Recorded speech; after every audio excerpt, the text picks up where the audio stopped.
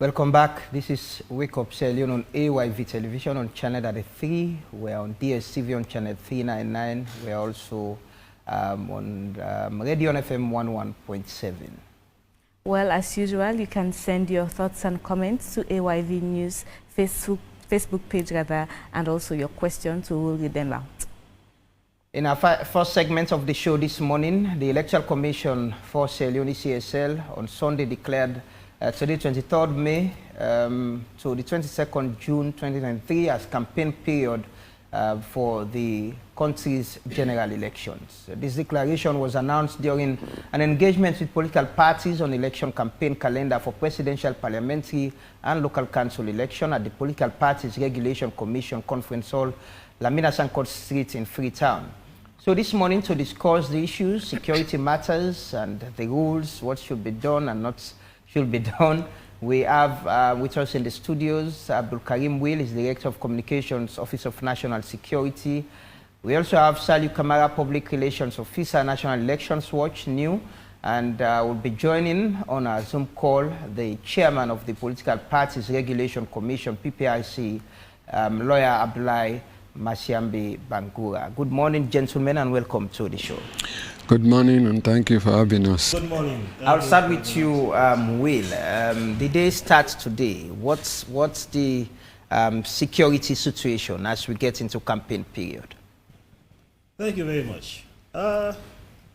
By security information and intelligence estimates, the general security situation in the country is relatively peaceful, and it is expected that this is going to be the case for the foreseeable future.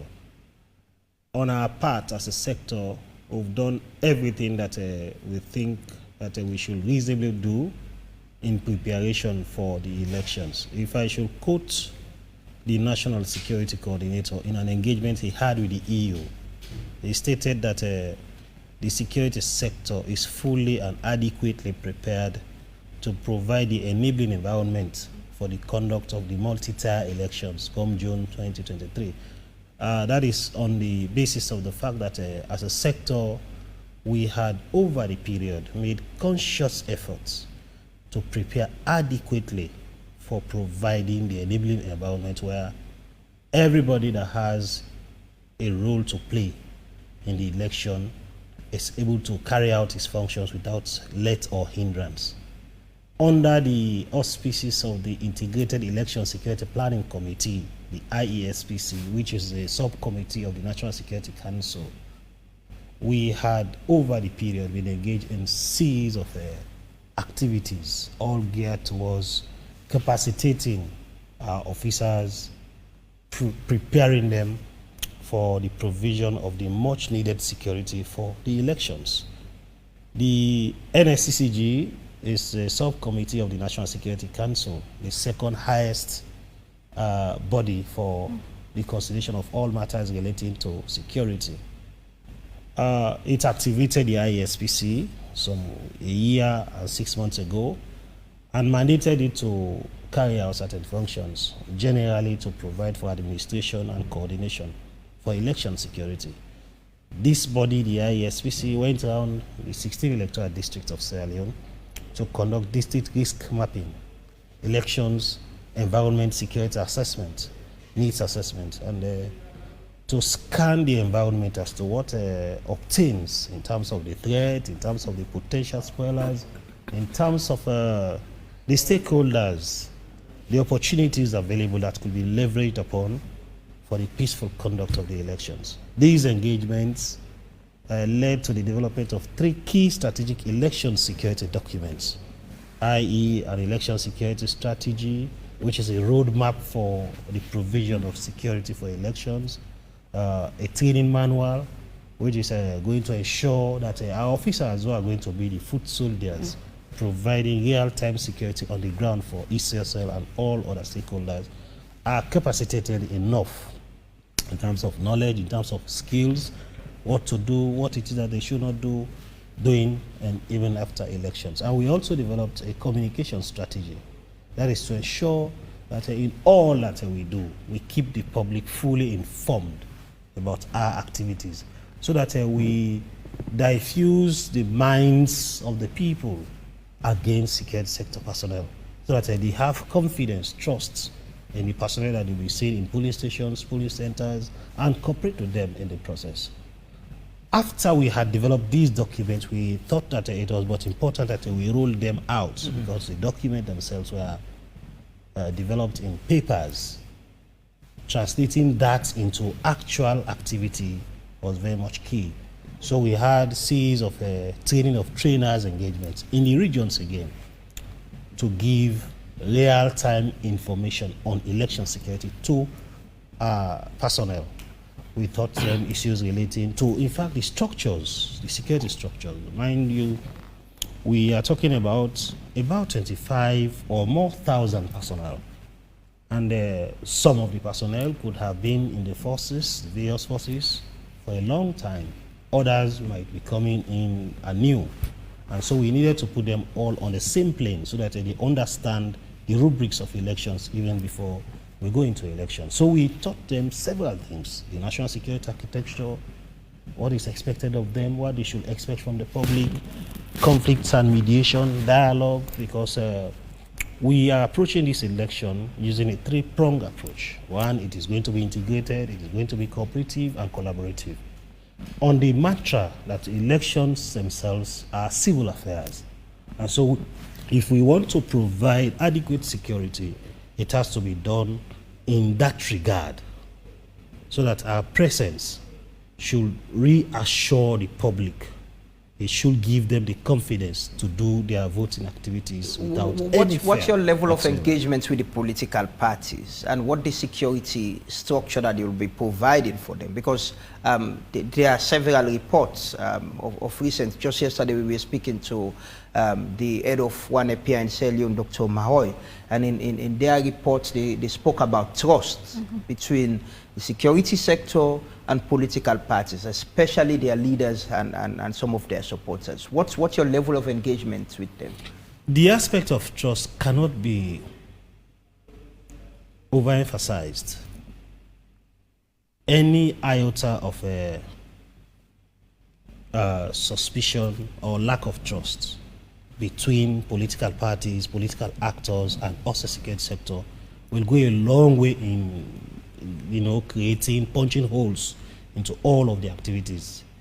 That is why we have made conscious efforts to have extensive engagement with all political parties. I mean, apart from us belonging to various platforms, we have also had the courage to invite political parties, so that we all have dialogues.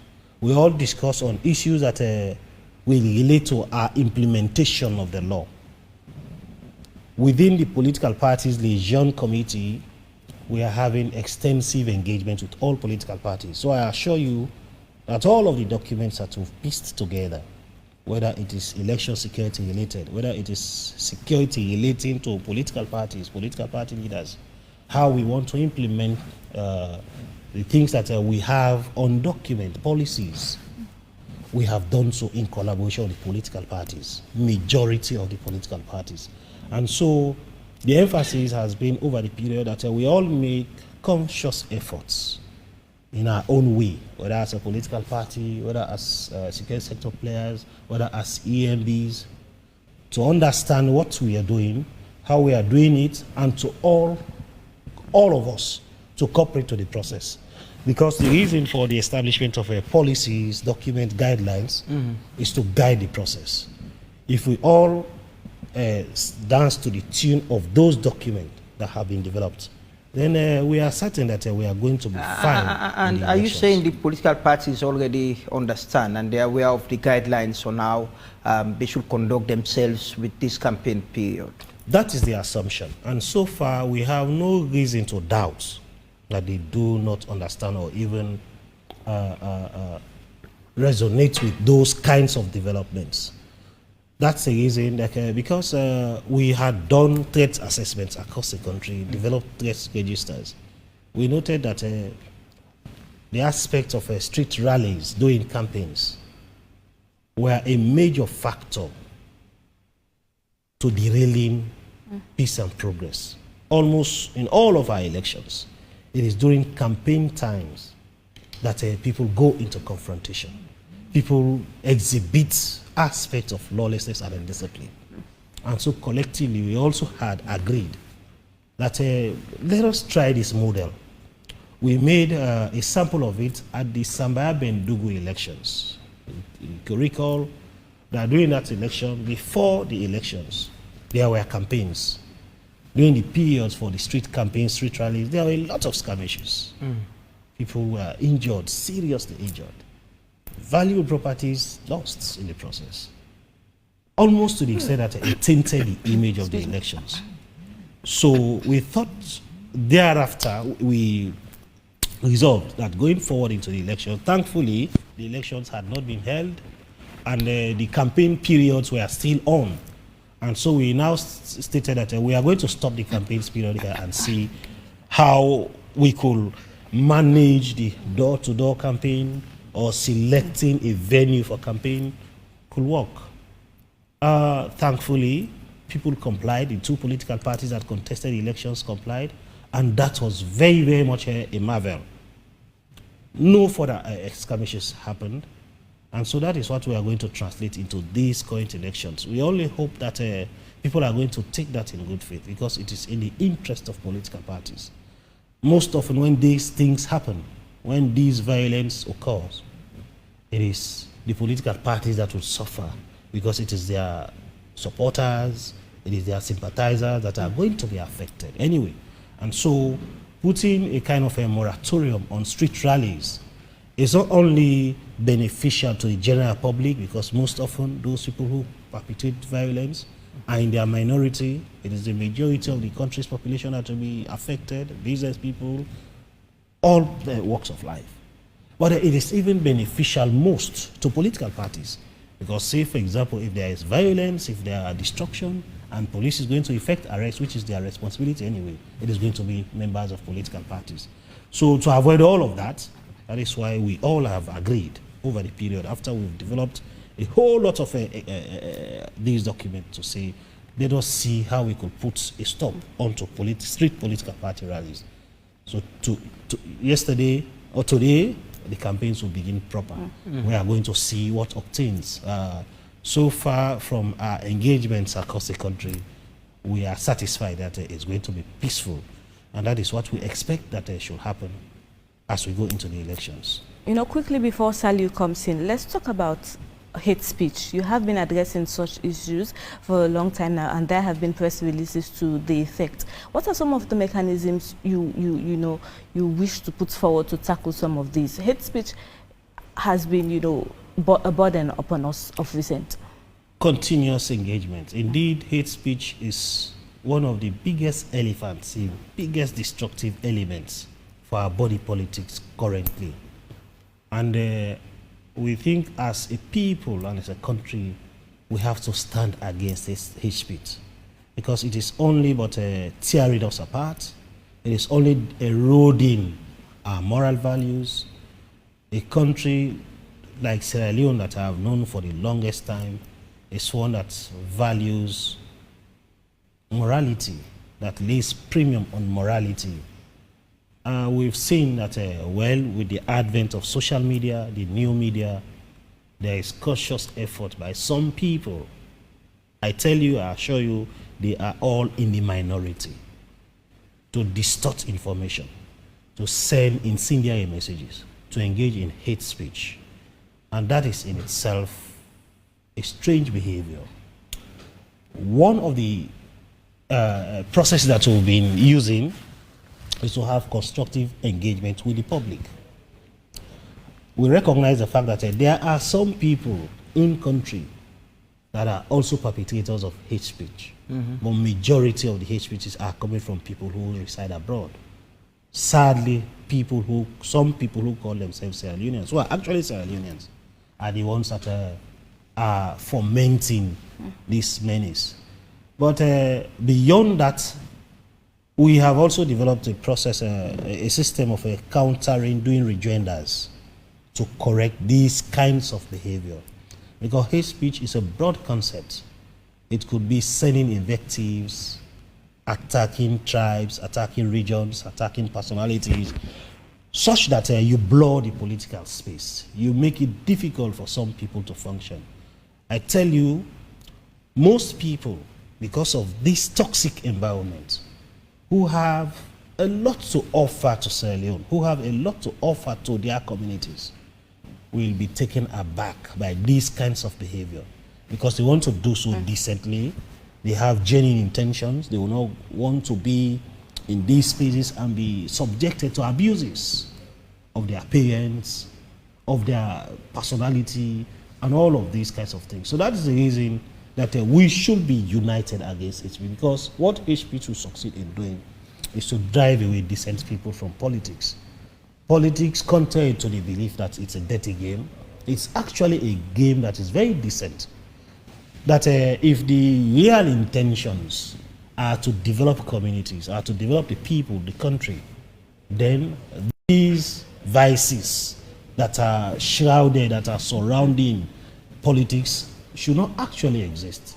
Because it is through politics that people will be given a platform, the opportunity to maximize the welfare of their citizenry. And if that is the case, it means that in the process of having people elected into positions of trust, we have to do so respectfully. If we subject our leaders, if we subject our women, if we subject responsible people into society, into these kinds of bad behavior, we are only creating a situation where our communities will continue to derail, because we'll have bad people in positions, very responsible position. And that is why we also even are calling on political parties not to compensate people who perpetrate hate speech. Because by compensating them, it will give leeway to other people to think that, oh, it is that part that this person has used to, reach that pinnacle. I also have to use that route. So that is the reason. In fact, it should be a situation that if anybody is identified to be a hate speech maker or a promoter of hate speech, he should be frowned upon.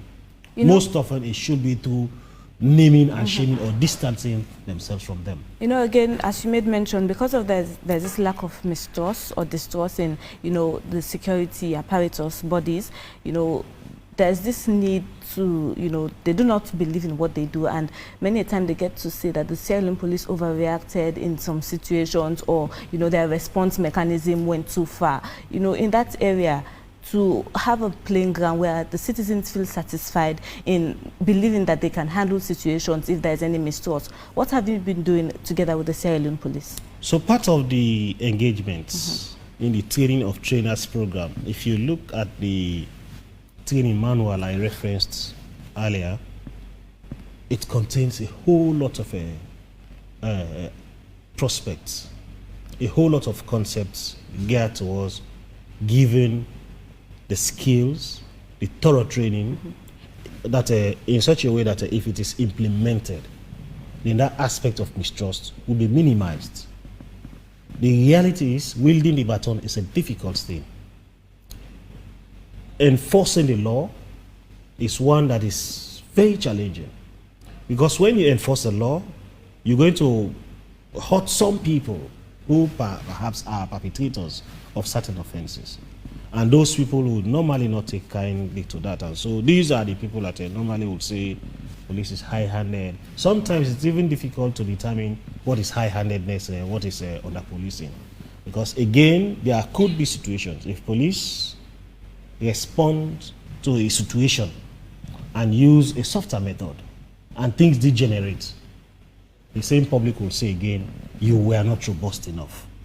Again, when you become robust and things go a little bad, it's again you are overreacting. So sometimes it is difficult. And when normally they say unarmed crowd, unarmed civilians, most often to the lay person, an armed person is somebody that has a rifle, that has an automatic gun. But that's beyond, being armed goes beyond that. Anything that you have that could harm another person could be considered an arm, as long as you have the intention to use it to cause harm. It could be a pen, it could be a stick, it could be a machete, it could be a gun. And so, in situations, or it could even be a stone, in situations where law enforcement are executing the law and people get onto that process, it becomes challenging to actually have a balance. However, mindful of the fact that we are providing security for and on behalf of people, especially people of Sierra Leone, we always have laid emphasis over professionalism and ethics. Now, in whatever you do, whatever function you are carrying out, you have to do it professionally. All of the security sector leadership within the various sector institutions are laying emphasis on this. That's the reason that even though we are enforcers of the law, it does not in any way make us above the law.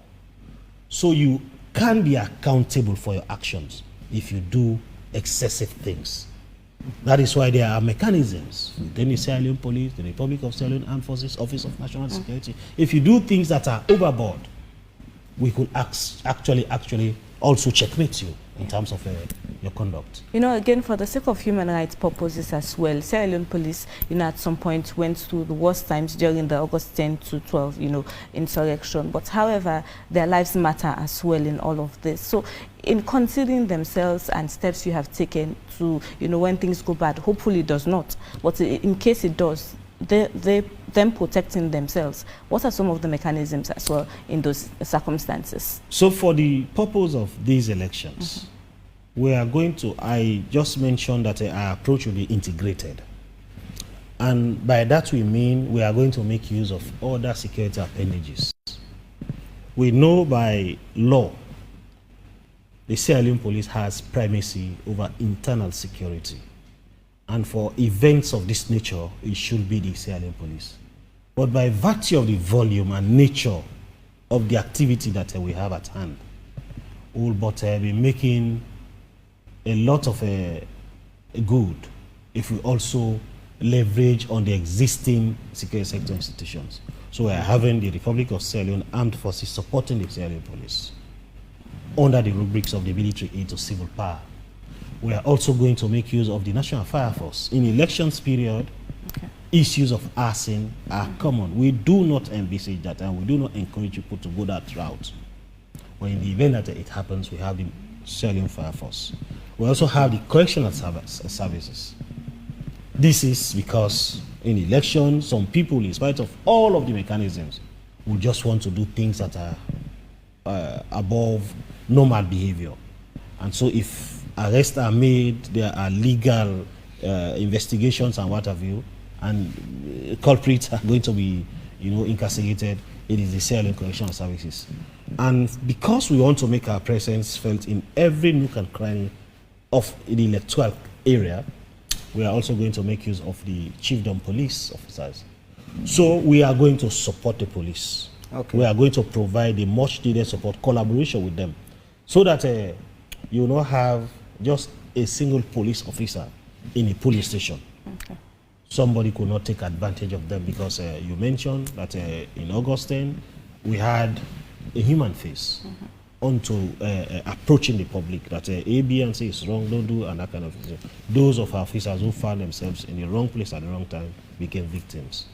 Let's bring in the election observers, the people who will be observing the campaigns and the election itself. Sally from the National Elections Watch. Campaign starts today. So far, perhaps you want to give us an understanding of the atmosphere. What has been your observation as new so far with this commencement of campaigns today? Thank you very much. I think so far so good. The campaign or the process itself, because campaign starts today, but the processes have been going on long before today. So far, I mean, it's not that the process is devoid of incidents. There are incidents, but they are very isolated incidents. They are not as widespread as many people are fearing. So looking at what is happening across the country, we only hope will continue like this. There are few incidents actually across the country, very few of them. But generally, that's been peaceful. But generally, the atmosphere has been peaceful, and we hope it continues this way. Especially now that we have the campaign calendar, which I think is very, very important. Because the campaign period is that time when it is very involving, it is very demanding, and it is also the period when we normally expect to see or hear lots of incidents of violence. So it involves everybody. All the stakeholders need to actually put their hands on deck to make sure that, that atmosphere is averted. We are in a different situation with campaigns this season. For the very first time, we're not expecting political parties to rally across in major streets. According to the PPRC, they're expected to converge in a certain area and address their supporters. So what difference will this make to the whole electioneering process? Well, it is good, like my colleague from the ONS said. We are piloting it. We want to see, even though, according to him, it was piloted as Sambaya Bendugu elections, and the result was very, very, admirable. So we also piloting it in general elections. So we really want to see. But there are concerns. When the street rallies were banned, we are concerned as National Elections Watch. Our concern is these people are going to be converged in designated areas to address their supporters from time to time. But we know what normally happens. Even if they are to converge in a designated area, they have to move to go to that place. And they are not coming from the air just to calm down that place. And sometimes, whether by design or by coincidence, they have to move in groups. And at times, they may want to identify themselves, say, oh, we are coming from Bikwaf, or we are coming from Mount Orel. They want to have their banners. So this is the concern. What really constitutes a street rally? I think this aspect has to be not only properly explained, but it has to be managed, especially now that we have this thing. And that's why we are very happy when the ECSL published the campaign calendar. Because, as I said, so many actors, especially those who have a hand in the management and conduct of elections, they all have a part to play. For instance, they have the political parties themselves. Now that they have the calendar, they have to prepare. Because there are rules and regulations also governing what they are doing. And they prepare themselves against those rules to make sure that, their supporters and the leadership of the various political parties actually respect these rules and regulations. And even the AMBs, like the PPRC, that has the responsibility to regulate the conduct of political parties, they themselves also have to plan. They have to design their strategies and make sure that, they implement those strategies based on the calendar. And we also have the traditional ruler, because sometimes when we're talking about elections, we just forget about the traditional rulers, our paramount chiefs in these remote places. Sometimes they are the cause of the problems that take place in their communities. Because when you are a paramount chief, and it is very, very common, we've seen it, or some paramount chiefs, they will make the environment very conducive for some political parties. But when other political parties want to come in and engage, voters in their communities, they restrict the space and make it very, very difficult for them. But with a calendar, I think that also will help the engagement of those people. And for us, even the civil society, we have to monitor, we have to observe. We cannot do it because we don't have the responsibility actually to conduct. We have the mandate just to observe, to follow the processes, and make sure that we engage those who are responsible, the institutions that are responsible, to make sure that at the end of the day, we have a peaceful, free, fair, transparent, and an election which outcome is actually accepted by all. So we also have to plan ourselves. And even with you people, the media, you have a big role to play. You have a very big role to play, because most times people go into the polls to vote without even having, information, in-depth information about the candidates about the policies they want to pursue in case they are elected. I think that's the responsibility of the media. And we know the media infrastructure in this country is very, very limited. You guys are challenged.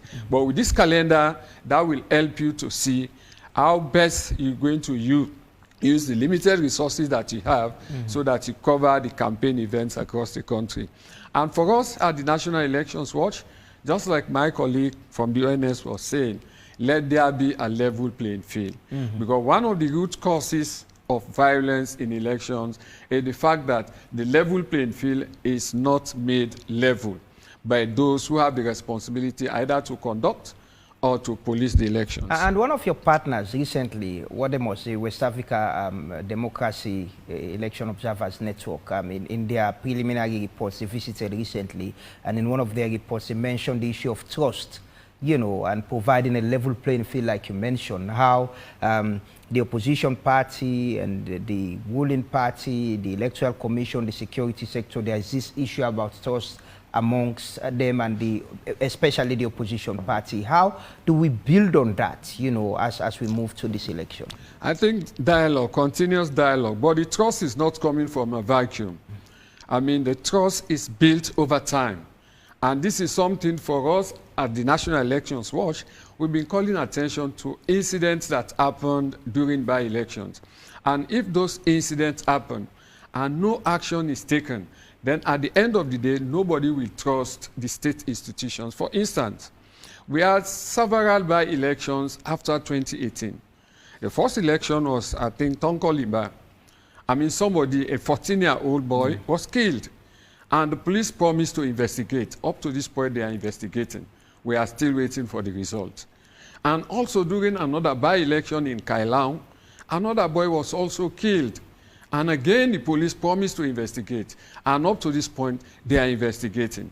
And we've also seen in constituency 110, when people, bulldoze themselves into a police station and destroy ballot boxes in the presence of police officers in broad daylight. Again, the police promised to investigate, and they are still investigating. We are still waiting for the result. Then we've seen instance in Freetown wherein a figure 49 was changed from 49 to 149. And again, they promised to investigate, and they are still investigating. So if we have all of these incidences, then certainly there is going to be a question mark on trust. Yeah, go ahead. So, the National Elections Watch, has deployed long-term observers to monitor the whole process. And one of the key areas which was mentioned in the press release was that to check citizens' participation throughout the process and see how willing they are to participate in the election process. What do we do all of that to see it as a reason? Is there a lack in participation of citizens, readiness to participate? Well, elections is about the people. It's a people-centered activity. Once the people, do not participate, then it also has a question mark. Because the thing is, let's ask the question, if the people are not participating, let's ask the question, why are they not participating? That is the concern all of us should have, including those that are tasked with the responsibility to conduct the election. So let's ask the people, is it the lethargy is coming? They have their reasons for not participating. Because when you meet with the people, sometimes they will tell you, why should I go and vote? My vote doesn't count. Whether I vote or not, it doesn't count. It doesn't make any difference. That's one reason some people say, I'm not going to bother myself. And some are saying, why should I vote? I always vote, I get promises, but these promises are not fulfilled. So this time around, I will not waste my time going to a place to vote. So we have to engage the people. We have to know, why are they not going out to vote? Like we saw during the distribution of the voter ID cards. A lot of the voter ID cards were not collected. And when you ask the people the same reasons, they will tell you, why should I bother myself? Why should I trek? Why should I walk 6, 7, 8, 10 miles to go and collect a voter ID card to vote, an exercise that will not even change my status, an exercise that will not even change the way I live? So these are all the issues. Perhaps people are not going to the polls to vote as a way of manifesting something that they have in them. And unless you engage them they will continue to see it that way. And once that happens, it's a serious problem. Because when we talk of election, it's all about the people. This is the time the people have to actually meet with those that want to lead them or those that have been leading them and ask questions and dialogue with them so know exactly when they come to power, this is what they're going to do. So at the end of the day, they will hold them by their word. They say, okay, 5 years ago, you promised this. I mean, how far have you gone to redeem your promise? But if the people are just lethargic, they are just tired, they are just, frustrated about what is happening, then they will just sit at home, which is bad for our democracy. You know, again, NEW has been in this business of, elections observation for a while, and continuously get to give recommendations on what should be done as follow-ups. However, is it actually being put into play, some of these recommendations by successive governments? It's difficult. That's why after the 2018 elections, the recommendations that, came from election observation missions, we had over 100 recommendations from different observer groups. The Qatar Foundation, the Commonwealth, the AU. What this was telling us is that it means all these years, because it's the same recommendations we're having. The same recommendations that we have after the 2007 election is the same recommendations we had after the 2012 election, 2018. So this goes to show that these recommendations are coming, but people are not taking them very seriously. But I think after 2018, there was a difference. After 2018, the ECSL made frantic efforts together with other partners to make sure that, they look at the recommendations made, especially those that had to do with policy reforms. And a lot of policy reforms actually took place from 2018 to now that we all can see. So we only hope this will continue. As for the by-elections, like you rightly said, we always come up with recommendations. But these recommendations are not taken into account, some of them. Although some, they actually acted on them.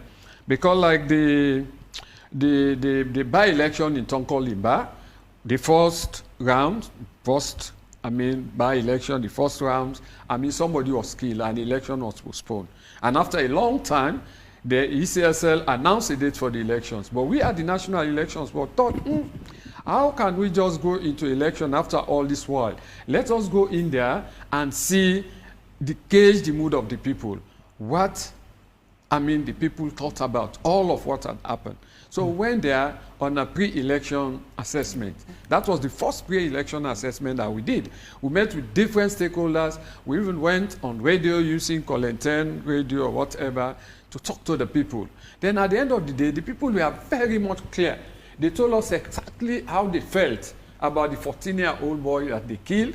And from that time, nobody went there to even talk to them, just for the ECSL to announce a date. They said, okay, we are waiting for them. Let them come. They will then come. Now they've killed for us. It is our turn now to kill their own people. So that was the situation. So we came back to Freetown, engaged the different stakeholders, the ONS, the PPRC, and all of them went there again, engaged with the people, dialogue with the people. So when we went for the second round or the runoff, nobody was killed. And the environment was peaceful throughout the day. So they conducted elections, and since then, we have been doing that. So in that respect, I think they listen to the recommendations that please don't go and conduct election. Go first and engage the people and know exactly what they need and what should make sure that we conduct this election peacefully. Okay. But for some, they don't. I'll go directly to you, Will. Dr. Maui was just talking about MACP, and we understand that, the elections will be secured with MACP, and she's saying that's worrying. It will cause voter apathy, the fear of seeing military men moving around with guns and all of that. So it's a little disturbing that that's a distorted information. Indeed, there will be there is a military aid to civil power. And this is not the first election that we are conducting using that model. There is clear information. When I was making points here, I stated that we recognize the fact that elections are civil affairs issues, and therefore we are going to keep it at that. The military supporting the police is not in any way saying that the military will be present in police stations or police centers. The military itself is an asset of Sierra Leone. And during elections, aside from the military supporting the police, they also provide enormous support to the ECSL, moving their items from point A to point B, conducting joint border patrols, doing static deployments, doing patrols where they should be doing patrols devoid of electoral activities. That is what we are saying. And I have stated that these are assets of Sierra Leone. If we are having a very big event of this nature, that the reality is that it will almost overwhelm the Sierra Leone police. Then it will make no sense if they sit idly by and fold their arms and things are going wrong. When we go into elections, there is every need for our borders to be firmly protected. In fact, most often, we close the borders from our neighboring countries. What obtains at the borders during these periods? If there are issues of misbehavior along the borders, we know that it's the responsibility of the military to look outward. But if they do now arrest, who do they hand over to? That is why the patrols are joined.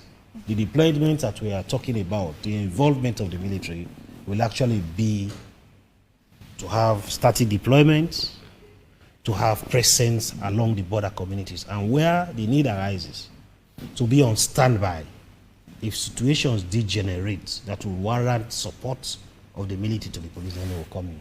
But they will not be in police stations, they will not be in police centers. We just want to allay the fears of the public along that line. And that it is not in any way meant to enhance voter apathy. We will not have military men with guns at polling centers, polling stations? No, except for those that will be accompanying presidential aspirants that are in convoys. If, for example, presidential aspirants that have armed officers deployed as part of their security details, they will come very close to the polling center and allow that the voting to take place. But it's not like we'll be deploying military officers in polling stations, in polling centers with guns. That is completely misleading, and we want to really clear that one off. Okay. It's not true. We stated that this is a civil affair, and we want to keep it at that. The police officers that will be in police stations or polling centers will not be armed. But let us take, for example, a scenario where some rogue elements want to take advantage of that kind of a situation and cause rowdiness all over the place, much to the extent that election observers are affected badly, polling materials, elections officials, and even voters themselves. And there are just one or two police officers present in that polling station, and you require some support. You may want to make use of the available asset that you have very close by. But in all of this, whatever intervention that any of the security sector institutions will be making will be done professionally. To ensure that the enabling environment, because at the end of the day, that is what we are craving for, creating the level playing field, the enabling environment where people should be able to carry out their function. If, for example, there is now an instruction that if people have voted, they should go home, listen to radio or watch television, and wait for the outcome of the elections result. But they now insist that we are going to conglomerate in their hundreds, if not thousands, in a particular location. You will not allow that to happen, because that will only mean you are creating a room for insecurity. So these are the things that we are talking about, but we are not going to have military men present in police stations or police centers. Rather, they will be deployed on a static basis, or they'll be doing joint patrols with the Sierra Leone police officers. That's the situation. Okay. I think we have the PPRC chairman online now, eh? Yes. Yes. Hello, Mr. Chairman. Good morning. Good morning. No, no, no. Good morning and welcome to AYV. Campaign as we understand you're out of town engaging traditional leaders in the provinces. But campaign is starting today. What are the guidelines? What is expected of the political parties? Well, the guidelines were distributed to all of the political parties, and we drew those guidelines from the conclusions we reached in a meeting we held on the 27th with all political parties on campaign mode. So we have distributed them. But basically, as a commission, we will be focusing on three key things. Mm-hmm. One, obstructing the campaign activities of your political opponent. Number two, the destruction of the political opponent's campaign materials. And number three, the trading of invectives against a political opponent. The rest of the other conducts that they used to perpetrate on the streets falls under the normal criminal code. I mean, stealing, wounding, and that kind of thing. That's for the police to handle. But because we wanted to avoid all of this, that was why we called that meeting, and all of us agreed that we should edit the crowd that will be heading for the places they will be campaigning. Because political parties have always campaigned in designated areas, and we have not stopped them from doing that. All we have asked them to do is to see how much they can do to control, or rather contain their supporters who will be commuting to those designated areas they will be campaigning and commuting from those areas. So on the basis of the agreement we had with them on the 27th, we drew up those guidelines. The guidelines are, we do not want to see very huge number of persons, encumbering our streets to the exclusion of all other users of the roads, and in the manner they were conducting themselves. We also will not want to, as I've said, the trading of invectives along the routes, and the destruction of the opponent's campaign materials, and then the obstruction of the opponent's campaign activity. For instance, if it is not your party that is campaigning, then you go and assemble your supporters along the route of the party that is campaigning, and then you create the likelihood of a confrontation. That is also something that is now prescribed under the new Political Parties Act number 25 of 2022. Mr. Chairman, there has been this talk about a ban on street rallies by political party. Is that part of the guidelines? Is that still what you'll be enforcing with the political parties? Well, they call it the street rallies, but we at the Commission, we are of the view that there has never been street rallies in this country. I mean, parties have always rallied in designated areas. I think what was the issue is the huge number that used to process to those designated areas. In fact, in some instances, even when the leadership is supposed to address their supporters in the area they've chosen to campaign, most times the leadership could not get there until after the crowd maybe are dispersed because of the huge number. So what we were editing is the assemblage of that large number of supporters in the streets, and thereby creating some fear in the minds of the ordinary Sierra Leoneans. For instance, school children will not go to school, the market woman will not go to sell, because they are fearful that in the event there is a clash between the political parties, they may be caught in the fray. So we were trying to see how much we can do together with the political parties. How do we edit these crowds? I mean, let us go to the places we used to go and talk to our supporters. But in the process of going to those places and coming from those places, the discomfort used to occasion the public is what we wanted to put an end to. Okay, Commissioner, so far so good. The political parties regulating themselves together with the PPRC. What can you say about incendiary songs? Because that was discussed yesterday. Where does that fall? Yeah, it falls within the same guidelines that we have issued, that you should not use those incendiary songs and those obscenities against the political opponent. And definitely, I will want to say kudos to the two main ones, the two big ones. I mean, they have had activities in Freetown, and I have not heard any obscenity whilst they were converge in the areas they converge. The APC, following the nomination of their presidential candidate, they converge at their party headquarters, and I didn't hear any rude song, I didn't hear any incendiary statements from any of their leaders. The SLPP converge at Bintumani and at Tuga Stadium, and throughout those two activities, I did not hear any incendiary statements or obscenities coming from the crowd.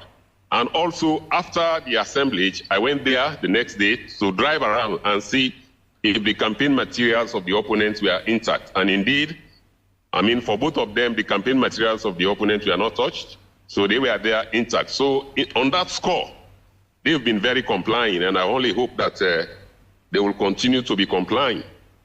Okay. You know, we are into an election in a time when we see political parties converging and forming alliances, you know, and there is this campaign calendar that speaks to each political party having their own day. Are they expected to adhere to that, or say a political party that has got an alliance with another political party can use that day to campaign together? Is that allowed? Well, if it is an arrangement between the parties, I mean, we do not see anything that will go against our own act in that respect. If it is the agreement between the two parties, the problem we will have with political parties when you do not have that kind of agreement with another party and it is their day to campaign, then you take to the streets to also campaign, then you will have us to contend with, because we will expect each and every one of them to respect, I mean, the other's date that is allotted to them. So yes, if it is an agreement, they go into an alliance and we are informed of that alliance and they want to campaign together, it's fine. The more the merrier. And as I speak to you, we are in Kenema today. I mean, we have been invited to the launch of the manifesto of the SLPP, and we also have another program that is been ongoing. We are in Kenema today to talk to the paramount chiefs as well, and the district executive of all the political parties to be tolerant and to allow every political party free access in their communities. So we are going to do that program, then thereafter we'll take to the streets of Kenema to observe how the SLPP will be conducting themselves, going to the place where His Excellency will be addressing them with his manifesto. So, I mean, we're doing our job, and we will only continue to appeal to political parties. I mean, the PPRC is not trying to restrict the political space. We are not by any means trying to gag any political party. All we are doing is we do not want to invoke the enforcement powers that are now conferred on us by the new Political Parties Act of 2022. We want the goodwill of the political parties. They've always cooperated with us in all of the activities that we have carried out. And so we want that goodwill that we have enjoyed from them. So this is why we are doing our own little to avoid us having to invoke the law against any of them. Okay, Commissioner, if there's any breach to particularly the three main guidelines you have set for the political parties, what would be the outcome for the three main guidelines? Well, definitely we will have recourse to the provisions of the law. I mean, as I said, we will be looking for three principal things. We will be looking at the trading of invectives against your political opponents. We'll be looking at the destruction of your political opponents' campaign materials. And we'll be looking at the obstruction of your political opponents' campaign activities. If they get themselves involved in any of those three things, we'll come after them by invoking the appropriate provisions in the Political Parties Act. For the other things they were committing whilst they were on the streets of this country, I mean, that one falls within the normal criminal code and is a matter for the police to handle. There are political parties who will be campaigning today or campaigning some other days. Are they allowed to trade their days to other political parties to campaign, or they should stick to the calendar itself? I don't think trading, I mean, it's permissible. What I have said is if a political party will want to go into an alliance with another for purposes of campaigning, it's fine. That's their own business, because the whole thing about campaigning is to send your message to the electorate and trying to canvass their votes. So if you chose to do it together with another one, it's fine by us. But the idea of you, trading, as you have put it, your campaign day to another political party definitely is not acceptable. But you can go into an alliance to work with another political parties and to campaign jointly. Mr. Chairman, we see you're busy out there. We're going to leave you, but quickly we want to ask what will you say to party supporters and their leaders as well? This issue about taking responsibility. We've seen where the PPRC, there's been exchanges of letters between the PPRC and political parties about taking responsibility of actions of their supporters. What will you say to that, sir? Well, it's just about reminding them of the role of a leader. Leadership embodies a lot of things. And when you are the leader of a political party, you should be prepared to own up to every conduct of your supporters that you will call out to any place to talk to them. So yes, we will continue to encourage the leaders of the political parties to be temperate in what they say in public. Definitely their supporters will listen to them. And therefore, you have to put your country first and try to talk. The last time when we had these guidelines out, people were saying that, we will want the police to do their job. PPRs, you have no business coming out with guidelines. Let the police do their job. And I knew that if the police do their job, at the end of the day, people will still have reasons to begin to complain to the police. And that was exactly what happened the first standoff they had after those guidelines. That was during Dr. Samura Kamara's nomination, when a huge crowd came out and they wanted to go to ECSL, and the police said no. You had an agreement with ECSL that 20 people, the immediate family of the candidate and the 3 nominators, we're not going to allow beyond that. They had a standoff, and the police needed to discharge some tear gas. At the end of the day, again, they came and said, the police were high-handed. And that's what I told them, that, these are all the things that the PPRC will want us to avert. When the police act, they are high-handed. When they do not act, they fail in their responsibility. So at the end of the day, let us don't give the police any reason to interfere or intervene in our activities. Let us conduct ourselves in a manner that will not give the police any cause to come in. So, we will ask the leaders and the supporters to put the country first and to be very guided in what they say, particularly the leadership of political parties. When you say it, your supporters will believe it. And at the end of the day, if you say something that is inflammatory, there is the likelihood that the supporters will act in accordance with your statement. So be temperate in what you say and be guided in what you say. Okay. Well, thank you very much, Mr. Chairman. We wish you well. Hopefully, when you return to Freetown, we'll have you in the studios to discuss further on the work of the PPRC. But thanks for joining us from Kenema via Zoom this morning. That's the chairman of the Political Parties Regulation Commission, Lawyer Abdullahi Mashambi Bangura, speaking to us on the commencement of the campaign period. Zulai. Yes. You were, smiling when he made mention of the hardness of the Sierra Leone police when it comes to favoring what, people actually want, and when it's not on their way or on their party, it goes sideways. So, in that direction, again, still with the Sierra Leone police and your body, what will be the steps forward? We'll continue to engage our officers to remain professional, to inculcate the habit of doing their work in the interest of Sierra Leone. What Lawyer Bangura stated there is just to buttress the points that I was making. That indeed it's a difficult thing to enforce the law. If you do not act, from what he said, you are not doing anything. You're folding your arms and wrong is being done. If you act again, you are overreacting. So what he's saying, we want to do our work. We have a responsibility to perform a duty. Our interventions are mostly being triggered by events. And we want to limit that occurrence of events.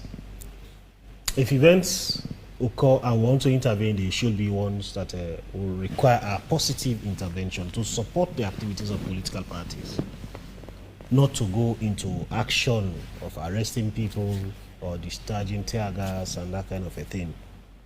we have noticed, and sadly so, that there have been attempts even to usurp the functions of the police when political parties, especially the two main political parties, the major political parties, are carrying out their functions and police is policing those functions.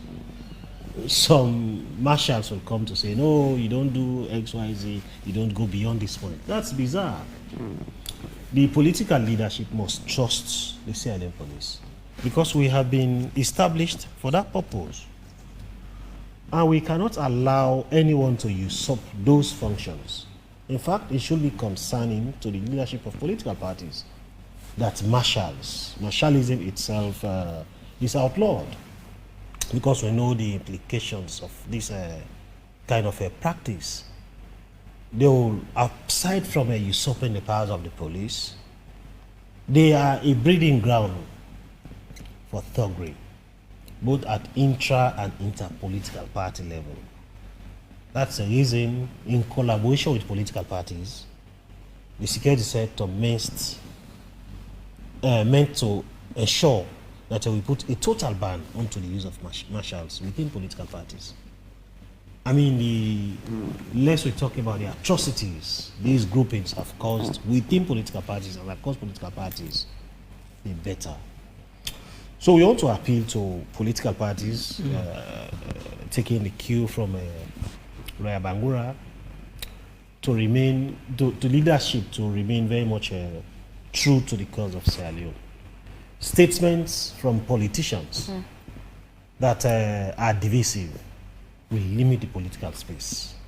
Although for us that should not be an excuse for stopping people to campaign anywhere they want to campaign.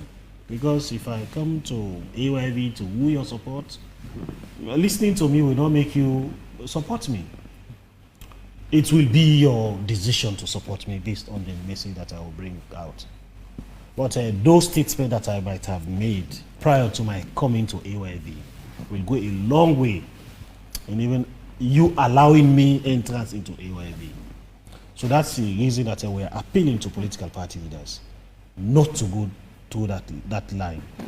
Also taking a cue from my brother in the studio, he mentioned the attitude of some traditional authorities who over the period have been accused for siding some political groupings against the other, making the environment or their communities conducive when it is one political party and making it very, very much toxic when it is the other political party. That's a strange thing, especially for our revered paramount chiefs.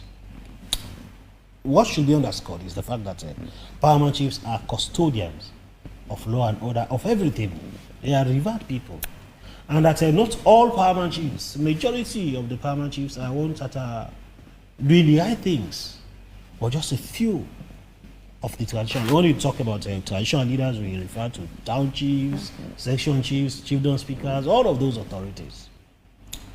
In the most recent E2 NSCCG engagement, the expanded National Security Council coordinating group meeting held across the regions in Sierra Leone, the National Security Coordinator led members of the NSCCG, the second body I mentioned, and brought together all of the decentralized security structures, the provincial, the district, and chiefdom security committees. These committees have in them all of the relevant stakeholders within the district, chiefdom, and the provincial level, the paramount chiefs inclusive. One of the themes of the discussion relates to the role of the paramount chiefs in ensuring that we create the enabling environment where all political parties could function. And thankfully, there was a commitment, there was assurance that paramount chiefs, traditional authorities, will be employed in ensuring that they provide the enabling environment. Sometimes it is difficult for them, not being the devil's advocates, or sometimes it's the same politicians that make it difficult for them. When they make the atmosphere conducive for everybody, one other grouping will say, in fact, you belong to that party, that was why you made it more conducive for him than you made it for me. And so sometimes, because they don't want to be caught into the fray, they will just abandon the chiefdom, or they will just abandon the section, as the case may be. If we are genuine in actually seeking their support to provide us, you should not accuse a power chief because he sits with a presidential candidate, or because he sits with the sitting president, or because he sits with a minister. We have stated that the power chiefs are like the suckling mothers. They should have everybody. Okay. They should have their doors open for everybody. I am from a ruling house. In my home, where I come from the ruling house where I come from, I could go to the chief's house and eat anytime I want to. Whether it is at 12 midnight, whether it is in the morning, all of the time, they cook all of the time. And it's only limited to me as member of that family. Any other person, you could be catered for. That is the role that is expected from Palmer Chiefs. Let's bring in Sally. You've heard from the PPRC chairman about the 3-point they'll be looking for. You know, as new, what will you be monitoring? What will you be looking at with this campaign period? We are monitoring all of those. In fact, we've deployed long-term observers. We've deployed 34 long-term observers, 2 observers per district. And they also have 3 key things that they are monitoring. They are monitoring the general pre-election environment in all of these districts. What is really going on in terms of all of these things we're talking about, the behavior of the paramount chief, the attitude of the paramount chiefs, the political parties, and all of it. Then the second level we are monitoring also is the political party campaign events. You know, the campaign events even started. There were campaign events going on even before the calendar was actually produced. So we are monitoring all of that as well. Then also incidents. Any incident that has the potential to impact on the processes or impact on the outcome of the elections. We monitor all of those. So they are there. But I'm very happy about these 3 things. Obstruction of opponent. This has been a main cause for some of the violence we've seen all over the place. And also the issue of the destruction of banners. Then you have the use of, the trading of invectives. But there is some ray of hope, if you look at it. Because if we look at the issue of the destruction of banners, initially when political parties started mounting their banners in public places, we saw a whole lot of them being destroyed. Then PPRC came in, and other stakeholders came in, led by PPRC, and they had dialogue with these political parties. And since then, all the banners that they posted on public places, they are still intact. Meaning, there are people listening to some of these, issues coming from this dialogue, and there are people who are also respecting the decisions, they take behind closed doors. Then even the issue of using invectives. You know, before we go into the political atmosphere proper, we saw what really happened, especially when political parties were having their conventions, they are having their primaries. We had so many beautiful songs, beautiful in the lyrics. The lyrics are not beautiful. In sound, they are beautiful to hear. But when you listen to the words, they are not at all. And it's really sad enough for us in the 21st century to be singing these things, especially against people who want or we're looking forward to take the leadership of this country in the future. So it's good that, these things are working. So what the PPRC or what this is trying to tell us is the fact that if only we can dialogue, then we can achieve something.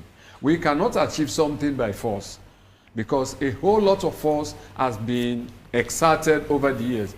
But if you look at the approach the PPRC is using now, bringing these political parties, nobody will have thought that. The destruction of banners will just stop like that. And the use of invective will just stop like that.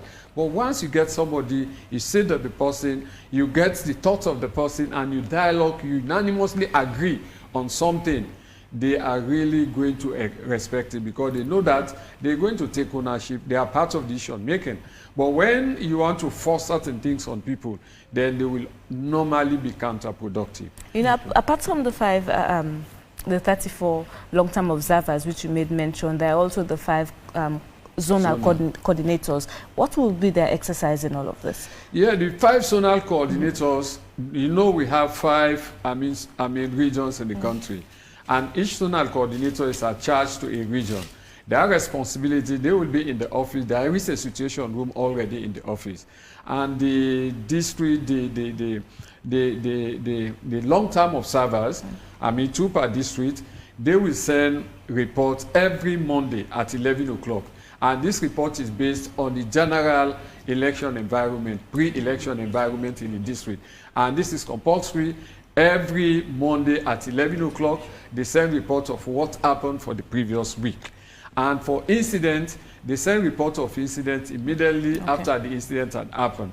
And the zonal coordinators, they are in the office, they are receiving this report. And when they get this report, they also have the responsibility to follow up, to ask few questions, to make sure that the story is round, and to fact check whatever comes in. So that before we go out to the public, we'll make sure that whatever information we get is accurate. And we also, knew is a coalition of civil society organizations. Apart from the long-term observers that we have, if we feel this issue is so serious enough, we also try to triangulate what they give us with other civil society actors and what other institutions. And this is the responsibility of the zonal coordinators who are there with us. And they also do the analysis, because we have people that are also experts in doing analysis on these issues.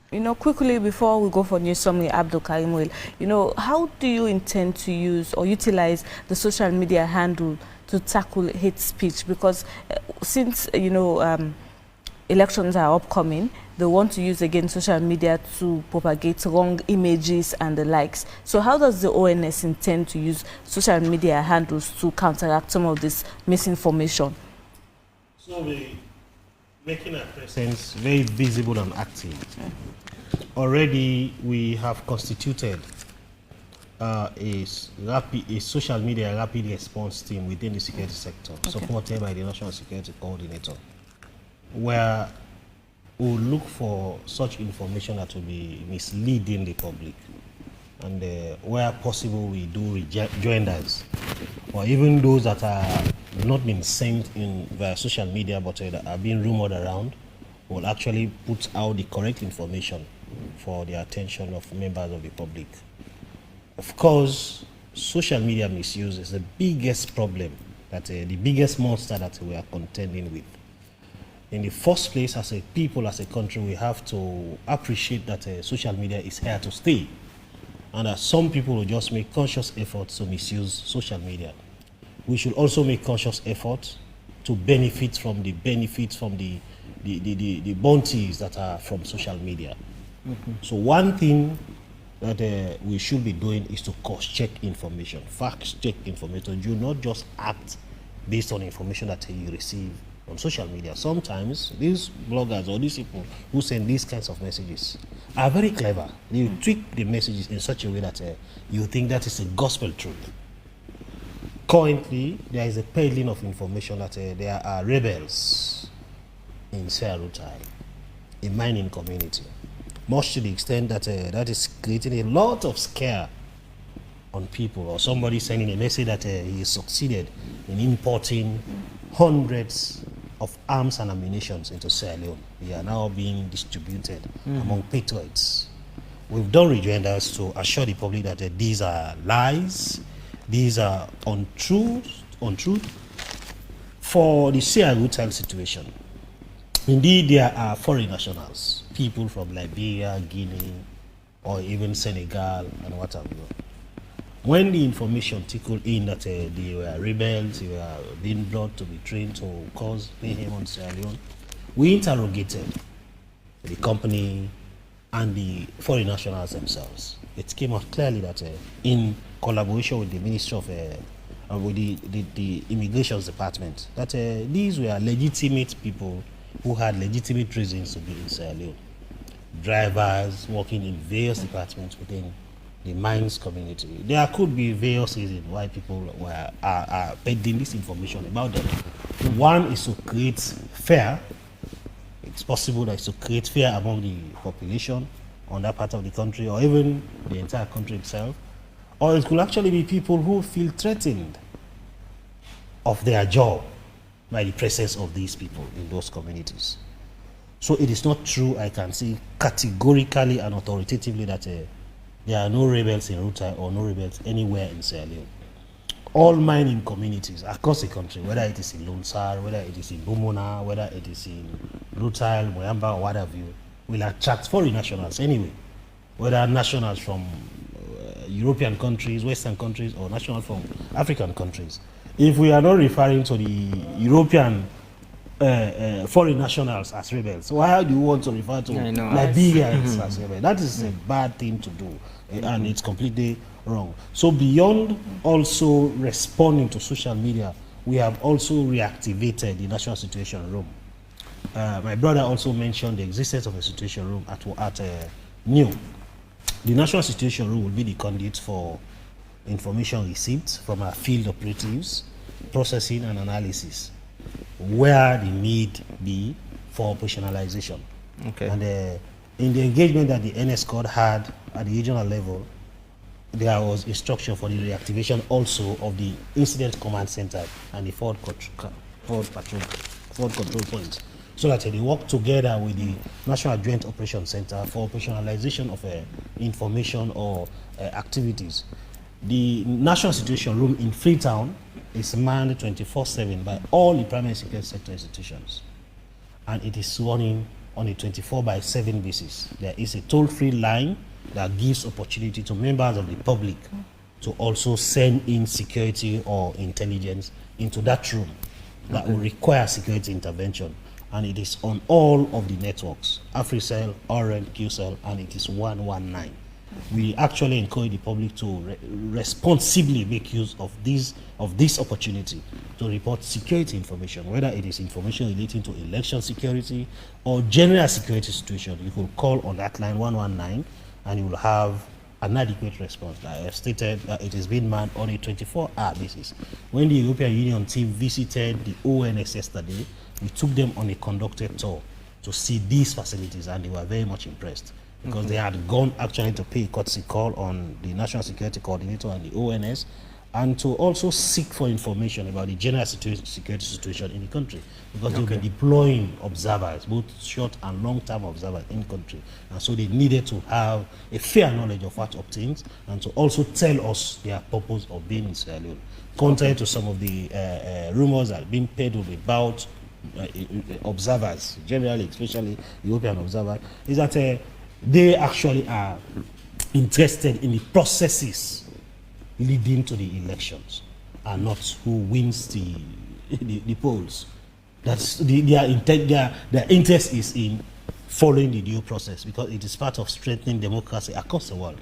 And given the partnership between Sierra Leone and the European Union and European countries, that is part of the support that they are providing.